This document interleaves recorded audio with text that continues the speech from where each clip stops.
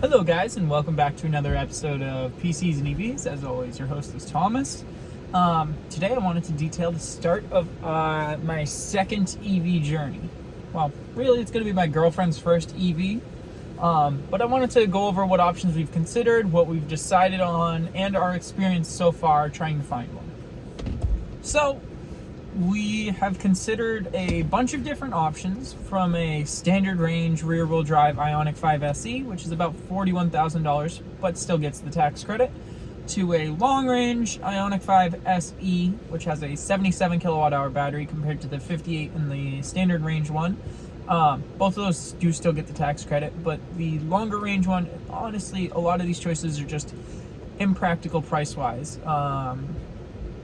When it's just going to be used as a secondary car. We already have one super fast charging car with really long range that would be great for road trips, my ioniq 5 Limited all-wheel drive, and we don't really need another road tripping quality or road tripping capable car.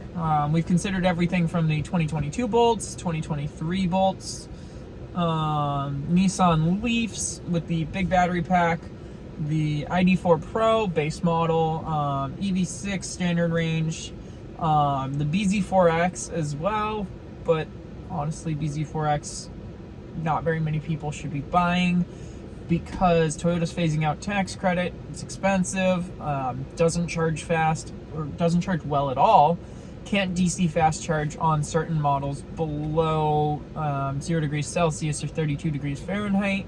The Polestar 2, the Model 3 long range, Kona, Niro, and the Volvo options as well. And honestly, there's only a couple that really have made sense. She currently has a 2021 RAV4 Hybrid XLE, and she's tired of paying as much for gas as she does. We drive a lot. It's not tenable. Gas is over $5 a gallon, as I'm sure most of you guys know, as of recording at least on June 8th in 2022. And it's time for something to change. Because, for example, if she were to drive 15,000 miles a year for 5 years, gas is going to cost her $13,000 on her current car. That's absurd. That's obscene. That's half of a car. Like, a reasonable car. That's half of the cost of that. So, today, we went to a couple dealerships, and we've made a decision. She's gonna go with the 2023 Bolt EV because we don't really need the little bit marginally larger space of the EUV. Sure, it's not as flashy, doesn't charge quite as fast, but there's nothing wrong with that. It's still an amazing car.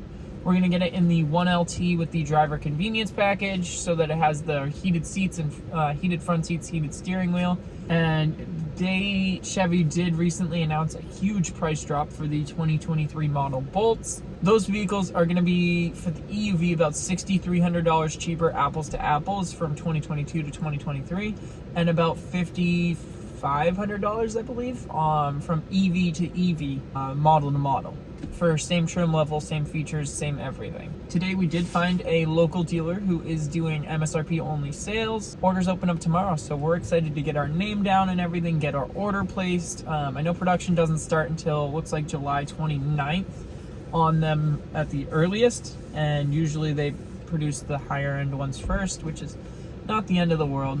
But yeah, we're excited to see how that helps, because instead of spending, for example, $2,200 a year in gas, she'll spend $800 a year on electric.